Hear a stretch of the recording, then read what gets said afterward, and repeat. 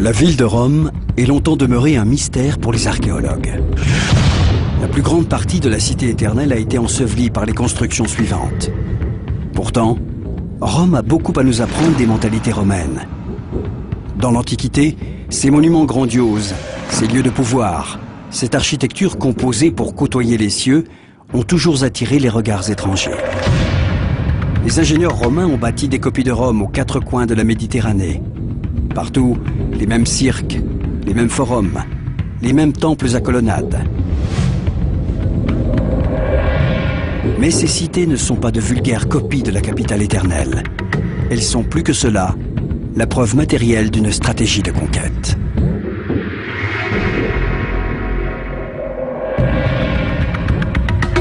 Parmi toutes ces cités oubliées, celle de Timgad, en Algérie, classée patrimoine mondial de l'humanité par l'UNESCO, est le symbole d'une colonisation romaine atypique. Pour le comprendre, il faut plonger au cœur de son histoire.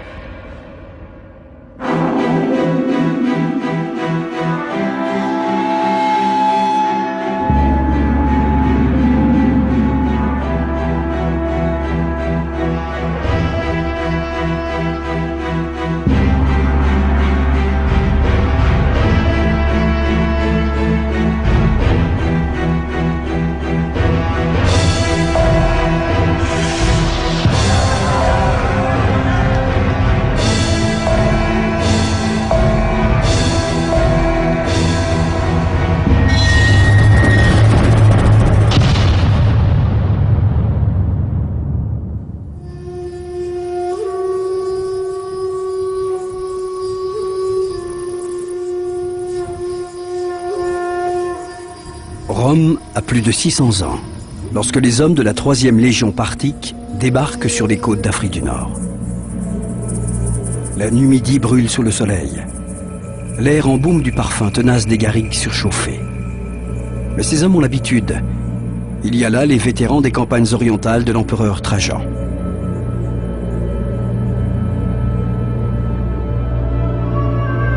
Nous sommes en 100 de notre ère. L'Empire romain est à son apogée. La ville lumière, Rome, est la capitale d'un territoire immense. La Méditerranée tout entière est romaine depuis 200 ans déjà.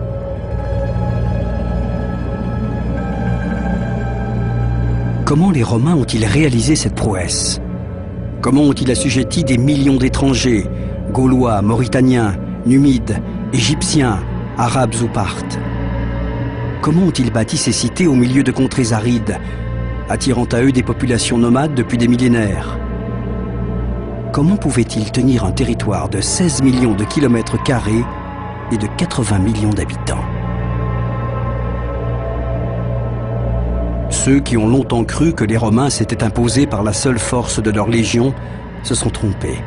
En fait, Rome s'est nourrie de l'extraordinaire vitalité africaine. Les ruines des cités perdues d'Afrique du Nord gardent le souvenir de cette mystérieuse alchimie entre deux peuples, deux mondes, deux civilisations.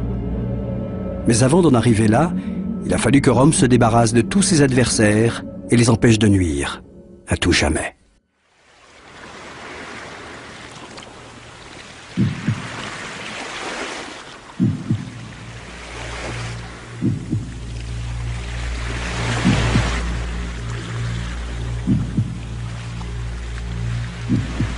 Tout le sort de la grande épopée romaine s'est sans doute joué sur les bords de la Méditerranée. 2e siècle avant Jésus-Christ. Aux portes de l'Afrique, Carthage, la rivale détestée, empêche Rome de régner en maître sur cette grande mer intérieure. Pendant trop longtemps, les éléphants d'Hannibal ont fait peser sur la péninsule italienne une menace sanglante. Les Romains ne veulent plus voir des ennemis aux portes de leur capitale. Ils veulent se rendre maîtres des routes maritimes qui leur ouvriraient les portes d'un commerce florissant avec le Proche-Orient et l'Égypte. Si les légions prennent Carthage, la cité punique devra être rasée de la carte du monde. Elle le sera.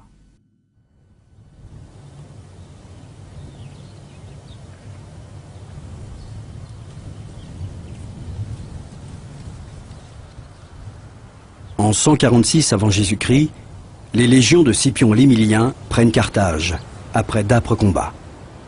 Pour ne pas se rendre à leur ennemi juré, les habitants se sont jetés dans les flammes d'un énorme bûcher. De la cité punique, les soldats romains ne laissent qu'un tapis de cendres. Ils la rasent consciencieusement, comme pour annihiler jusqu'à son souvenir. Les archéologues ont retrouvé la trace de cette riche capitale. Une strate de charbon, de plomb fondu, de briques et de poteries pilées. Les légionnaires ont transformé Carthage en poussière. La cité romaine est construite sur ces terribles fondations. Elle écrase le cadavre de son ennemi. Désormais, les portes de l'Afrique sont brisées. Une autre conquête débute par le fer des légions de la ville éternelle, Rome.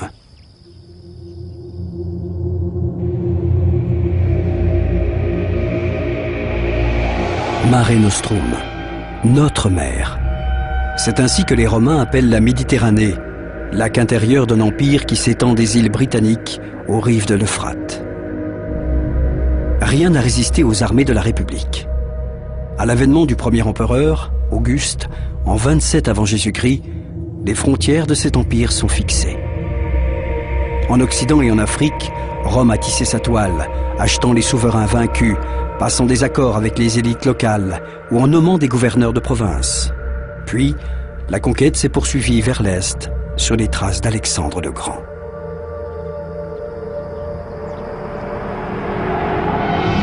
En 105, l'empereur Trajan lance ses troupes contre les guerriers parthes de Mésopotamie. Les légions romaines ont semé leurs aigles dans les montagnes d'Anatolie, sur les pentes du mont Zagros et dans le désert syrien, comme autant d'indices de leur passage.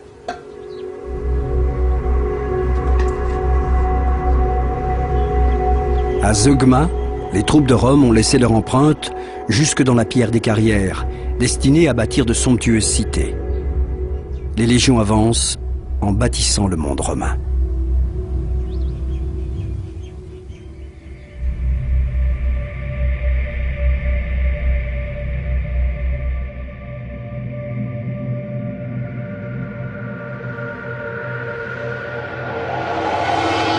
Plus au sud, vers l'Arabie actuelle, Trajan réussit ce que personne n'avait réussi avant lui, soumettre la civilisation nabatéenne.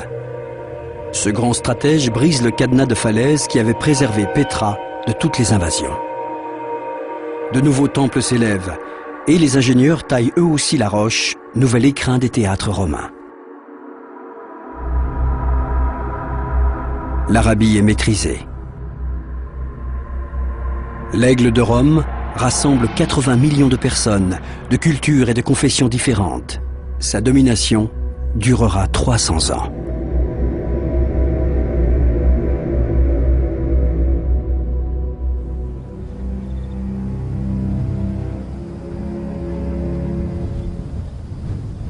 En 100, la 3e légion Trajane s'est installée à Timgad, en Afrique du Nord.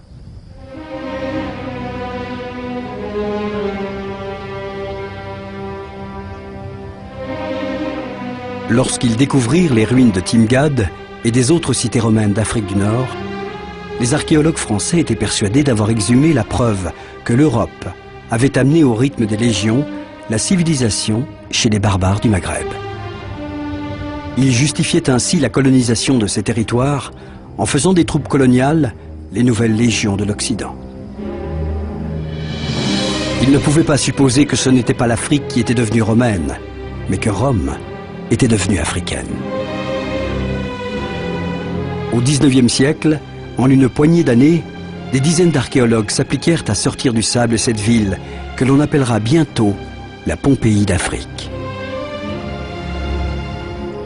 Il faut dire que ses dimensions sont d'autant plus impressionnantes que tous les matériaux qui ont servi à la bâtir ont été amenés sur place. La pierre, le marbre ont fait des dizaines, voire des centaines de kilomètres pour rejoindre cette cité des Aurès, perdue au milieu des montagnes. Parce qu'il était fondé sur un quadrilatère impeccable, on a longtemps cru que le plan de Timgad était plaqué sur celui d'un camp de la Légion. Mais pour comprendre les vestiges laissés par ses habitants, il fallait remonter le temps jusqu'à parvenir aux heures de sa fondation. Ce plan minutieux nous délivre un message que seuls des spécialistes d'architecture antique sont capables de déchiffrer.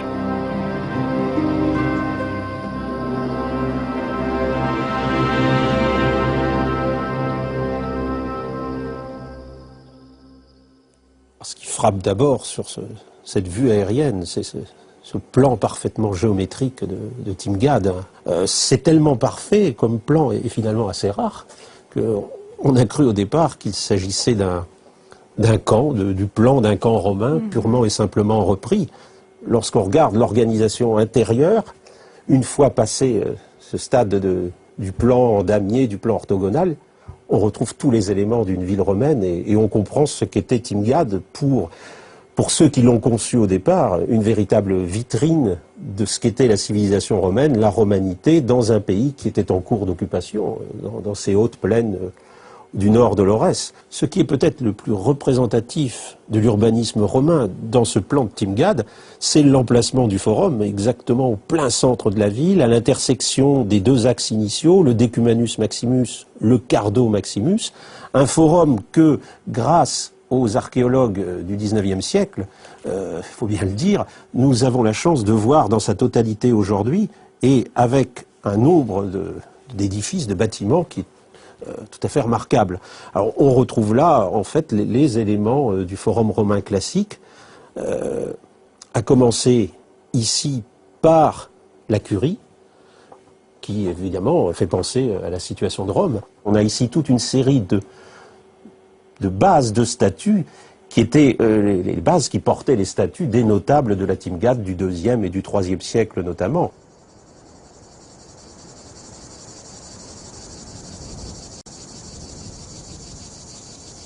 Ce forum, ces bâtiments publics, ces édifices religieux, toute la vie municipale qui s'y rattache, apparaissent comme une énigme. C'est une copie miniature de Rome, mais pourquoi faire? L'archéologue algérienne Nassera Ben Sedik a consacré sa vie à l'antiquité romaine en Afrique du Nord. Elle sait que la civilisation punique n'avait pas attendu les Romains pour construire des villes sur les côtes de Méditerranée. À l'intérieur des terres, cependant, l'urbanisation était moins répandue. Les hauts plateaux dans lesquels Timgad est enchâssé abritaient le plus souvent des populations nomades. La région est loin d'être un paradis luxuriant. La présence de la cité en ce lieu est un mystère. Sur quelle richesse comptaient ses fondateurs? Qui sont ceux qui ont posé les premières pierres de la ville? Pourquoi se sont-ils enfoncés dans des contrées si inhospitalières? C'est dans la ville elle-même que l'on peut trouver les premiers éléments de réponse.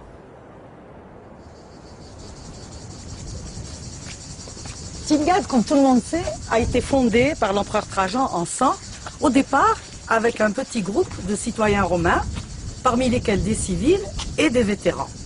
Alors, ce qui nous intéresse, nous ici, puisque c'est pour montrer que c'est un des rares vétérans dont on ait des traces, et qui était au moment de la fondation de la ville, c'est surtout donc cette expression où on sait donc qu'il est missi honesta missione ab imperatore Traiano optimo Augusto Germanico Dacico Partico. Ça veut dire qu'il a été envoyé ou renvoyé en congé honorable par l'empereur Trajan, ce qui pour nous est très intéressant. Ça veut dire donc que c'est le moment de la fondation, et surtout le congé honorable veut dire qu'il est à la retraite, c'est un vétéran. Au début du second siècle de notre ère, les légions s'installent définitivement en Numidie, au nord des Aurès, dans le grand camp de Lambèse.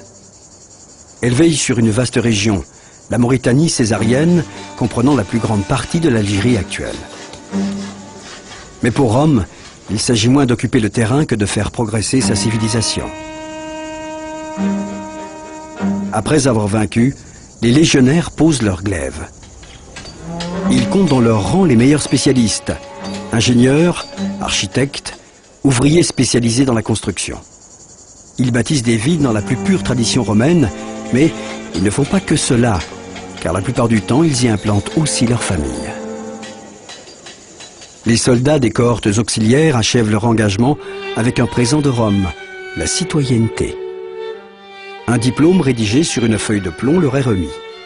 Le double est accroché sur le forum à Rome.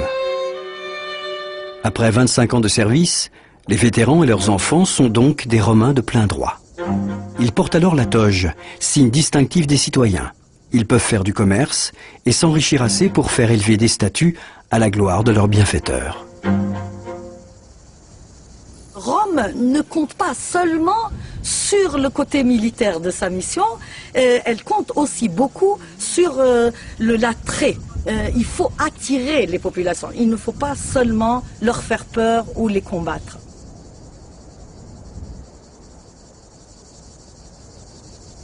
La ville de Timgad est une vitrine de la romanité. Elle ressemble à toutes ses sœurs fondées autour de la Méditerranée, reliées entre elles par 90 000 kilomètres de voies pavées. Ainsi, le voyageur n'est pas dépaysé.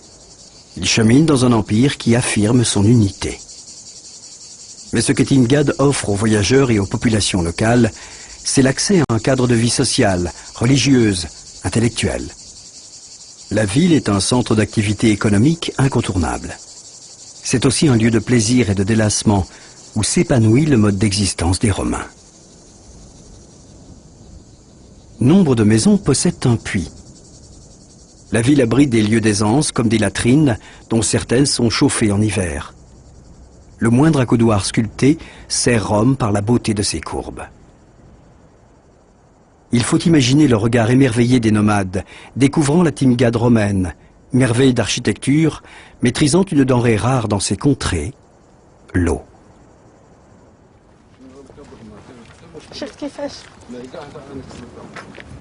Donc on va voir comment arrive l'eau dans les thermes. On va essayer de retrouver la canalisation et pour savoir si ça vient de la source ou bien du bassin qui est à côté du fort byzantin. Ça passe là, ça passe là.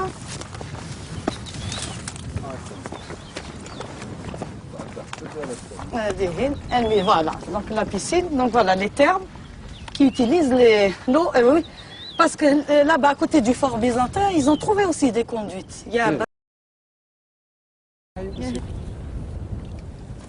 T'as vu? Là aussi.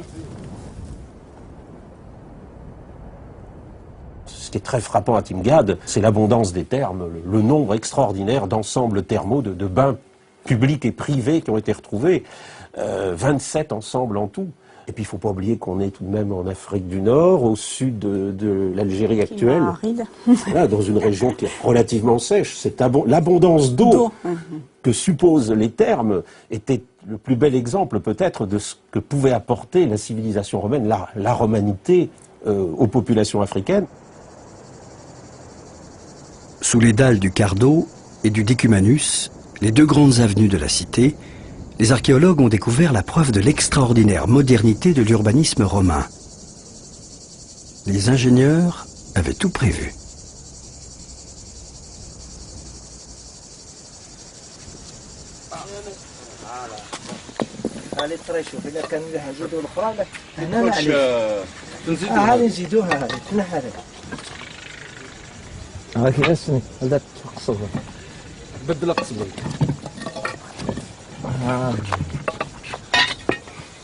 زيد الحياة هذيك فوالا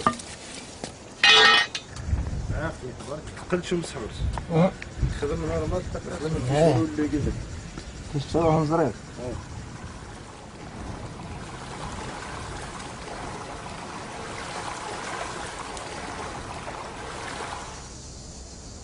Il n'y a pas qu'un réseau d'égouts à Timgad. En fait, la ville est conçue comme un immense réservoir où toute l'eau est récupérée.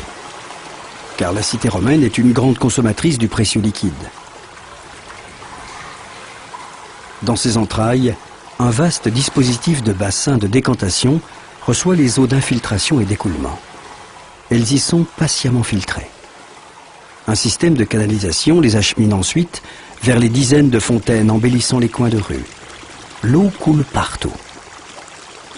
Timgad est une oasis.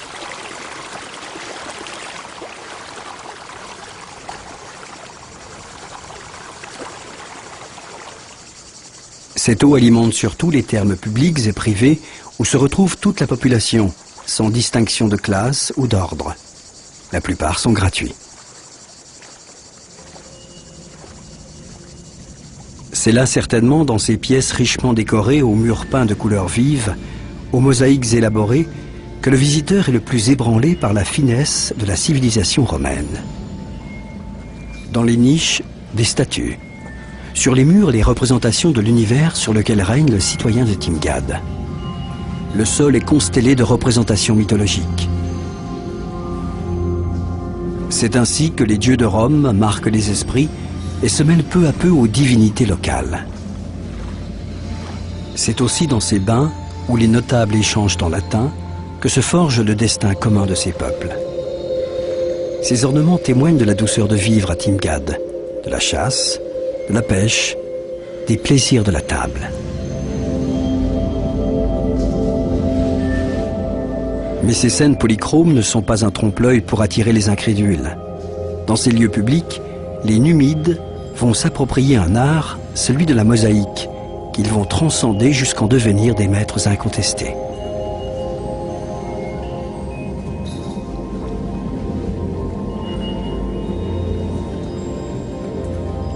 Si Timgad est une vitrine des richesses offertes par Rome, elle est aussi un lieu d'échange d'une incroyable modernité.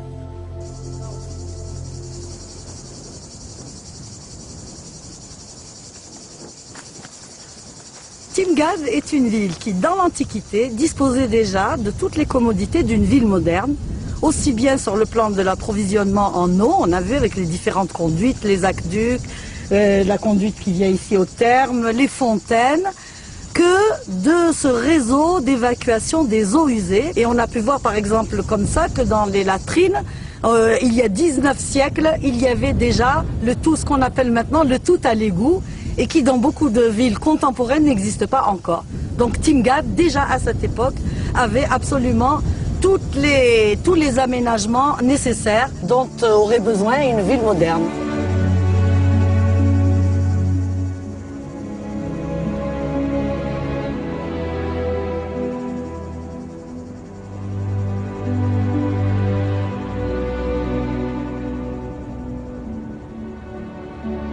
C'est dans ces termes, dont les fondations ont résisté au temps, que chaque jour, les habitants de Timgad se retrouvent pour cet acte de la vie quotidienne qui est presque une cérémonie, le bain.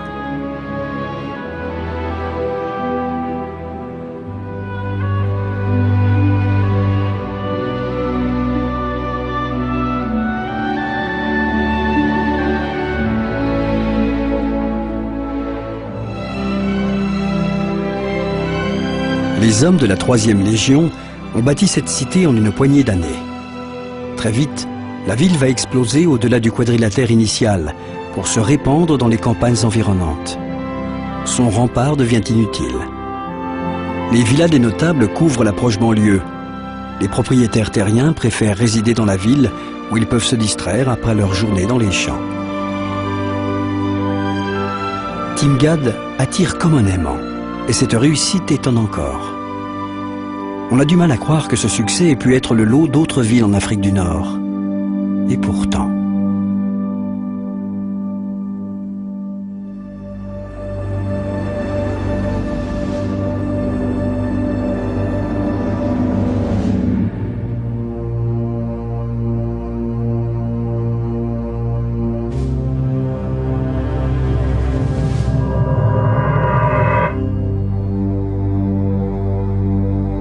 Des confins de la Libye aux portes de l'océan Atlantique, toute l'Afrique du Nord se couvre de colonies comme Timgad. Toutes n'adoptent pas un plan aussi rectiligne. La cité de Douga s'est adossée sur le flanc d'une colline, dominant les plaines cultivées. La ville est entourée de milliers d'oliviers. Comme Timgad, Douga possède un système de récupération et d'évacuation des eaux. Le théâtre servait même d'entonnoir pour recueillir la moindre averse. Malgré ce climat quasi désertique, les thermes lyciniens s'élevaient sur plusieurs étages et la ville possédait elle aussi des thermes équipée de latrines où les notables se rassemblaient pour débattre de l'avenir de la cité.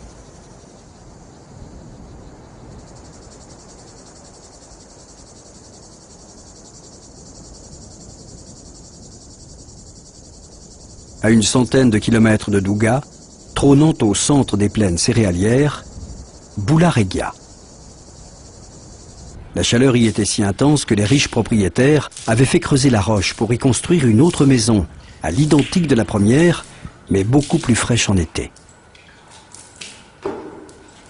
Des mosaïques décoraient les salons et les chambres.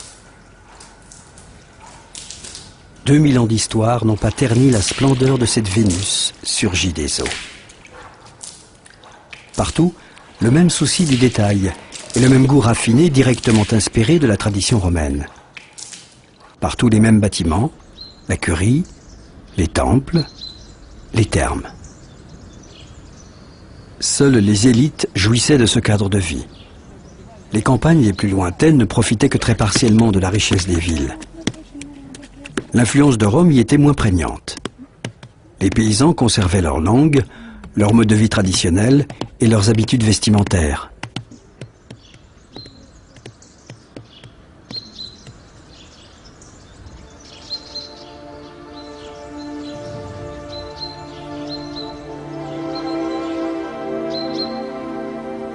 Les travaux entrepris sous l'égide de Rome pour équiper et moderniser ces terres alors quasiment vierges ne cessent de faire rêver par leur démesure et leur longévité. Pour faire boire la Carthage romaine, les ingénieurs vont réaliser un ouvrage gigantesque. Une prouesse qu'aucune civilisation suivante ne rééditera en ce lieu. L'aqueduc de Zaghouan est un mur de 30 mètres de haut, acheminant l'eau des montagnes sur 132 km. À Malaga, il alimente le plus vaste réservoir hydraulique du monde romain, des citernes de 60 000 mètres cubes.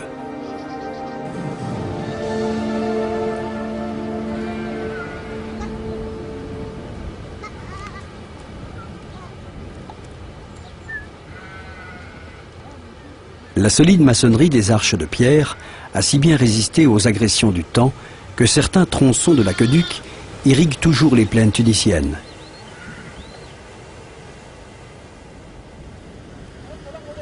« 2000 ans ont passé et les bergers y viennent encore abreuver leurs troupeaux. Les paysans modernes bénéficient toujours de l'héritage antique.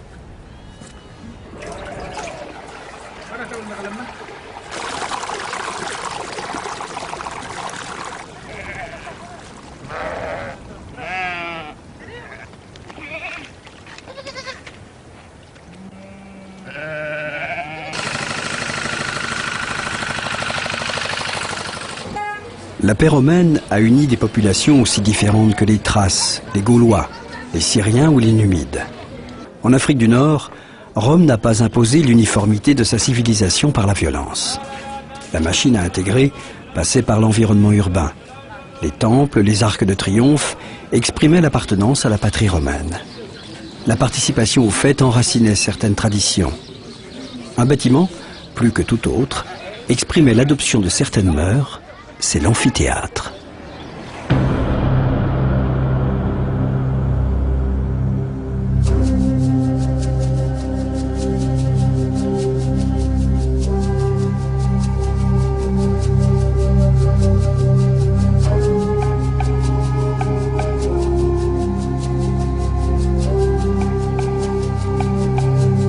L'amphithéâtre de Thysdrus est le troisième de l'Empire, après le Colisée de Rome et celui de Capoue. Ces vestiges écrasent la bourgade moderne d'El Djem, qui ne compte aujourd'hui que 10 000 âmes. Sous l'Empire, la cité romaine réunissait 40 000 habitants et l'amphithéâtre pouvait accueillir 30 000 personnes. Les spectateurs de la ville et ceux accourus des campagnes y assistaient à de somptueux spectacles financés par de généreux donateurs. Ils se délectaient des courses de chars, des combats de gladiateurs et des chasses où les hommes affrontaient des animaux sauvages dans un décor de savane entièrement reconstitué. La diffusion des mentalités et du mode de vie romain passait aussi par ces spectacles. En quelques dizaines d'années, Rome a réussi à imposer jusqu'à ces divertissements. Les théâtres et les amphithéâtres attirer les populations des campagnes. Ces monuments n'étaient pas seulement issus de la tradition architecturale romaine. Tout était conçu pour attirer le plus grand nombre d'étrangers à la ville. Les amphithéâtres jouaient un rôle dans la conquête des cœurs. À l'université de Caen, des architectes, des informaticiens, des historiens de l'art ou des spécialistes en lettres classiques coopèrent dans le cadre d'un projet d'archéologie expérimentale, la reconstitution virtuelle de la ville de Rome. Pour réinventer cette cité, ils se sont mis dans la peau des ingénieurs romains. Ils savent décrypter les messages que nous délivrent les monuments des villes antiques. On a une autre preuve de la réussite, et peut-être c'est la plus frappante, de cette greffe que représente une colonie dans cette région du sud-est de l'Algérie, donc de la Numidie antique. C'est le théâtre de Timgad. Un théâtre qui, d'une part, est, on le voit aussi bien sur la photo que sur le plan, un théâtre qui a une forme très classique. On chiffre sa capacité à 3500 ou 4000 places. Je ne sais plus quels sont les chiffres des théâtres romains. Écoute, Rome avait 3 théâtres qui ont été construits successivement au cours du 1er siècle avant Jésus-Christ. Et pour ce qui est du théâtre de Balbus, par exemple, qui est un des plus petits, il est estimé à une capacité d'à peu près 11 500 personnes. Près de 4000 places ici pour une ville qui, à l'époque où le théâtre a été construit, avait peut-être 10 000 habitants. 8 à 10 000 habitants, on prend conscience tout de suite de l'énormité. Imaginons une ville moderne en France de 10 000 habitants qui aurait une salle de spectacle de 4000 places. Et donc cette énorme capacité, manifestement, reflète la volonté d'ouverture de la cité vers l'extérieur, vers les campagnes, vers les populations qui habitaient jusqu'à Lambèze. On peut imaginer donc cette foule très bigarrée qui se rendait à la ville pour participer, donc pour vendre les produits des champs, mais aussi goûter au plaisir de la ville et assister à des spectacles théâtraux.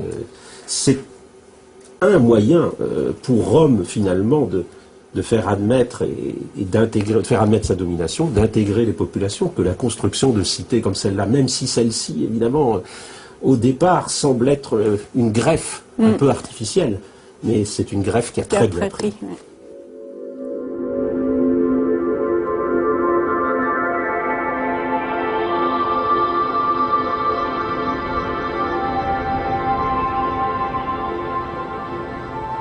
Le modèle de toutes ces villes de province, c'est Rome. Les Romains l'appellent Urbs, la ville, pour bien montrer qu'à leurs yeux, elle est la cité par excellence. Pour construire une image en 3 dimensions d'une ville depuis longtemps disparue, les chercheurs du pôle pluridisciplinaire de Caen disposent d'un élément qui est plus qu'une base de travail, une véritable œuvre d'art. La maquette de Rome, réalisée à la fin du XIXe siècle par l'architecte Paul Bigot, à partir de plans, de relevés topographiques et photographiques.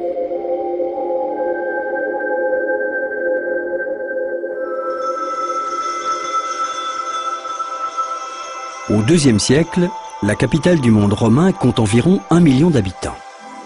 Elle a largement dépassé l'enceinte des 5 collines où elle s'était fixée à l'origine, en 753 avant Jésus-Christ. Rome est le cœur de l'Empire. C'est là que résident les empereurs. C'est aussi là que s'élèvent les temples somptueux où sont célébrés les cultes impériaux. La dévotion administrative des Romains s'exprime sur les forums ou dans les basiliques, abritant les bureaux et les boutiques. Cœur de l'Empire, Rome ne vit que des produits qui lui parviennent, arrivés à Ostie par bateau, des 4 coins de la Méditerranée. Le blé d'Égypte, l'huile d'Afrique du Nord, le vin de Gaule nourrissent la mer des villes. Au fil du temps, la cité est de plus en plus bigarrée et cosmopolite. Elle est le reflet vivant de la diversité fantastique des contrées qu'elle domine. Après des semaines, des mois passés sur les voies cahotantes qui quadrillent le pourtour méditerranéen, les élites provinciales viennent s'imprégner de l'ambiance des bords du Tibre. Ils vont au Colisée voir les héros de leur temps, les gladiateurs. Ils suivent avec passion les courses de chars du Circus Maximus et assistent aux représentations théâtrales dont ils ramènent les textes dans leur ville d'origine.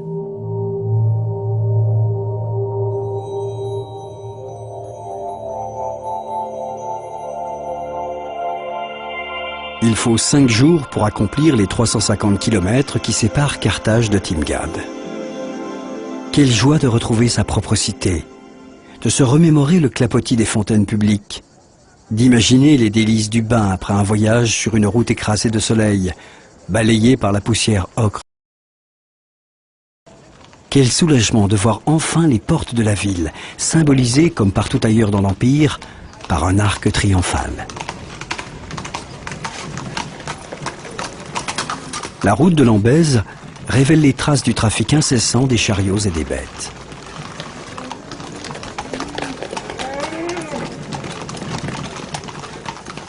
Les ruines de Timgad préservent les stigmates des heures où ce grand corps de pierre était encore vivant. Au plus profond du roc, les hommes ont gravé l'empreinte de leur passage. C'est sur le forum, là où la foule se réunissait les jours de marché, là où les citoyens se donnaient rendez-vous après les bains, que l'on retrouve des graffitis vieux de 2000 ans. Entre les colonnes, à même le sol, des inconnus ont entaillé la pierre pour graver d'énigmatiques jeux de société autour desquels se divertissaient les hommes de la ville.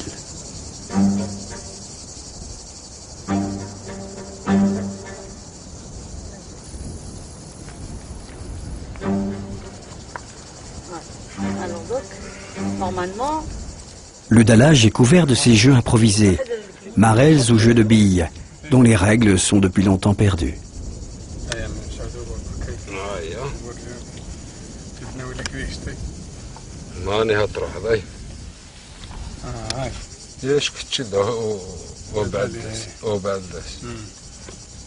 Cela fait des années que le gardien du site tente de comprendre la signification de ces petites cavités. Est-ce un jeu de billes? Un rébut au code à jamais disparu? En tentant de percer les mystères de ce damier d'un autre âge, les joueurs ressuscitent des gestes, des attitudes, des intonations. L'ombre de leurs mains se mêle à celle des fantômes de la cité et finalement, ils retrouvent le plaisir du jeu et la joie de vivre des joueurs de l'Antiquité.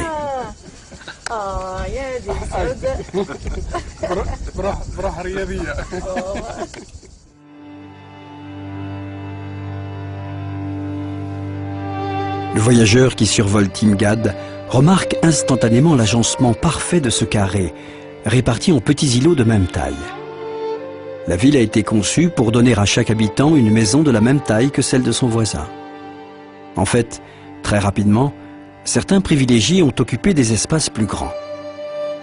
À l'intérieur même de la cité, les archéologues ont trouvé des demeures de 400 mètres carrés.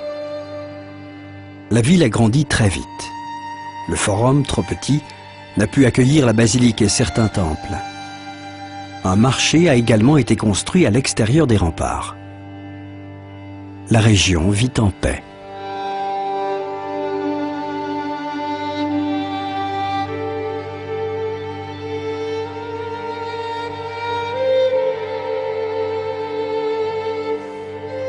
Lorsqu'on pénètre dans la ville par la porte de l'ouest, on est surpris de l'animation qui y règne.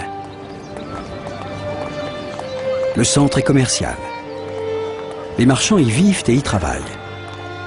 Dans les deux rues principales, les devantures sont protégées par un portique à colonnes.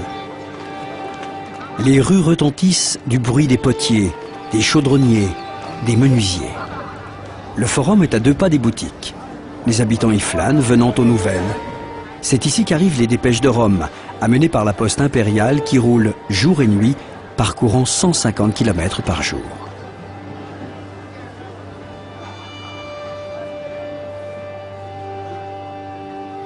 La Timgad antique est toujours là, vitrine d'un monde romain où il faisait bon vivre.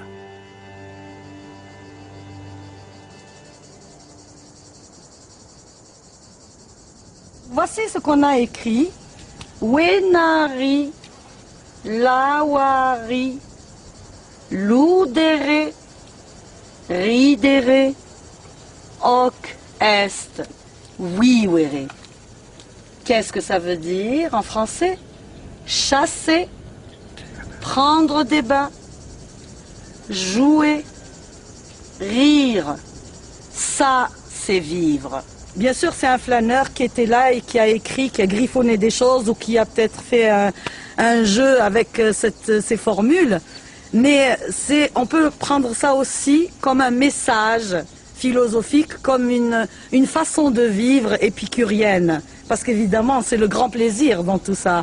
Qu'est-ce qu'il y a de plus agréable que de chasser probablement les fauves qui peuplaient les forêts qui étaient autour de Timgad, et dont on sait qu'elles étaient nombreuses, que de prendre des bains dans ces magnifiques établissements thermaux qu'on a vus un peu partout dans Timgad, où l'eau coule en abondance, que jouer simplement, ou jouer peut-être avec de l'argent, faire des paris, on ne sait pas trop, rire, bien sûr, c'est la joie, et évidemment, tout le monde, qui n'aspirerait pas à mener une vie de ce type? Je pense que là, on a peut-être une des raisons de l'attrait qu'exerçait Timgad sur les environs et sur toutes les populations environnantes.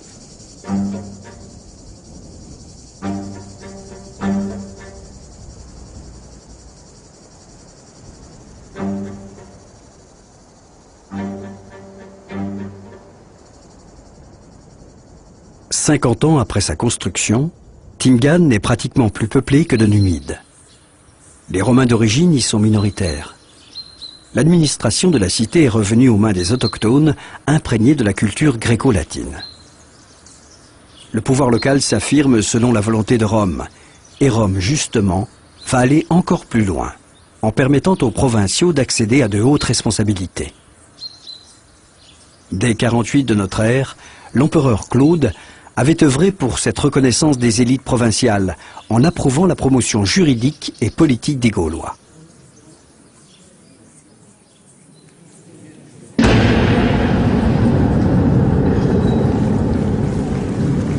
Qu'est-ce qui a causé la perte des Athéniens, malgré leur valeur militaire, sinon leur habitude d'écarter les vaincus comme les étrangers?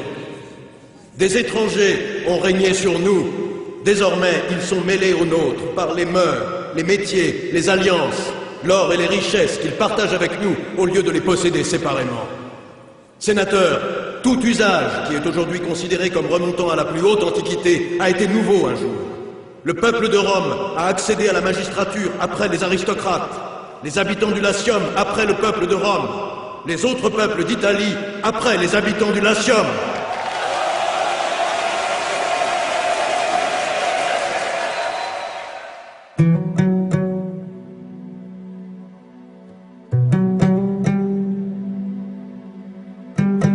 Cette intégration est la grande réussite de la civilisation romaine.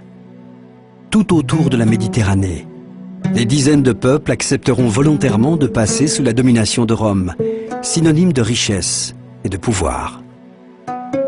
L'accession à la citoyenneté offrait de véritables chances de promotion sociale.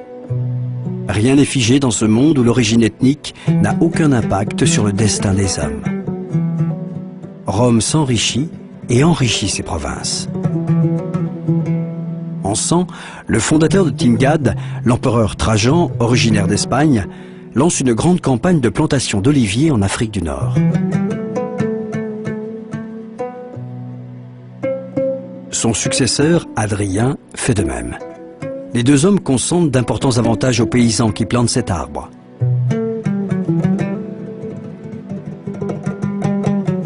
Les entrepreneurs numides et mauritaniens ne rêvent alors que d'une chose, accéder à la citoyenneté qui leur permettra de bénéficier d'avantages fiscaux et de vendre leur production tout autour de l'Empire.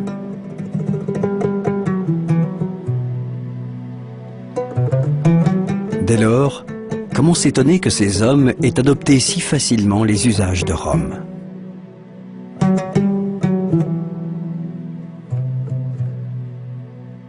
Le paysage de l'Afrique du Nord est bouleversé sur des dizaines de kilomètres carrés.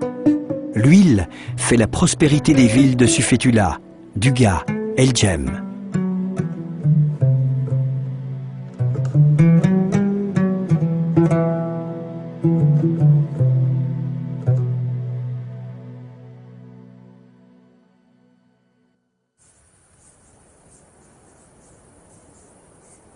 Les colonies fondées par Rome ont bien été des poumons de la romanisation en Afrique du Nord.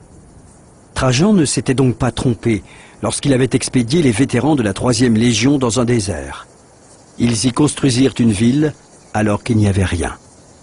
50 ans plus tard, Les fils de Timgad s'engagent dans les légions pour défendre l'Empire et devenir des citoyens à part entière.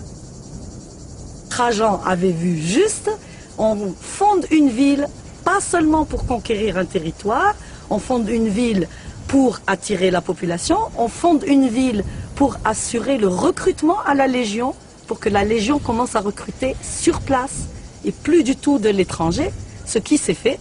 Et troisièmement, pour encourager aussi et faire que la ville, la région se développe du point de vue économique et attire les autres populations, celles qui ne sont pas encore romaines, pour qu'elles aient envie de le devenir.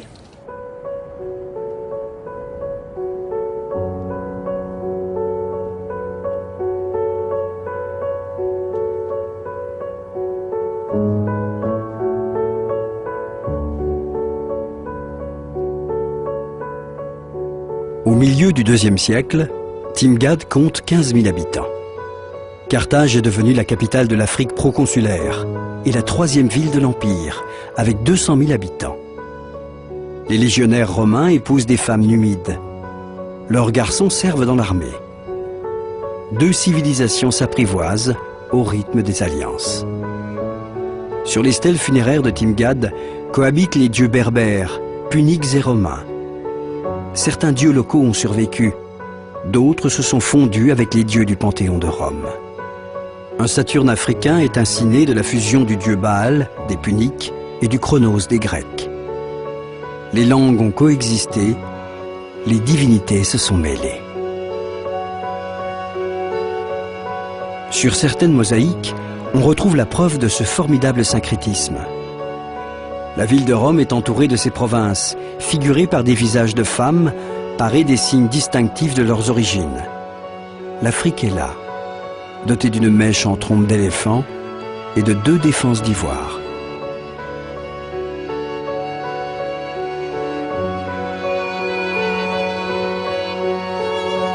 Le résultat de ce métissage aura été extraordinaire.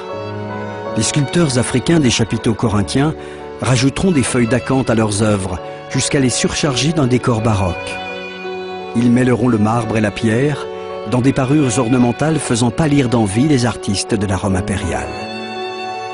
L'enrichissement des bourgeoisies municipales permettra l'essor de la mosaïque de pavement dont les maîtres sillonneront l'Empire.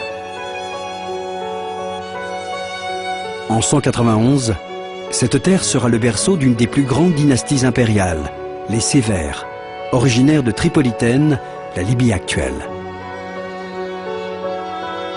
En 212, Caracalla promulgue un édit révolutionnaire. Il accorde la citoyenneté à tous les hommes libres de l'Empire. C'est l'aboutissement de 500 ans de romanisation. En 244, Philippe l'Arabe, né à 80 km de Damas, en Syrie, succède à Sévère Alexandre, également natif de cette ville.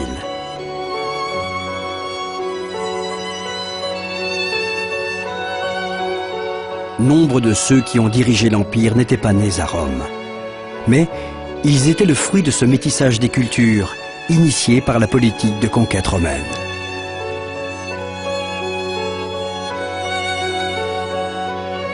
La Pax Romana, la paix romaine, n'avait pas été vaine. Et si l'Empire avait été conquis au fil du glaive des légions, c'est une politique de tolérance et d'intégration qui permit à Rome de le maintenir pendant 500 ans.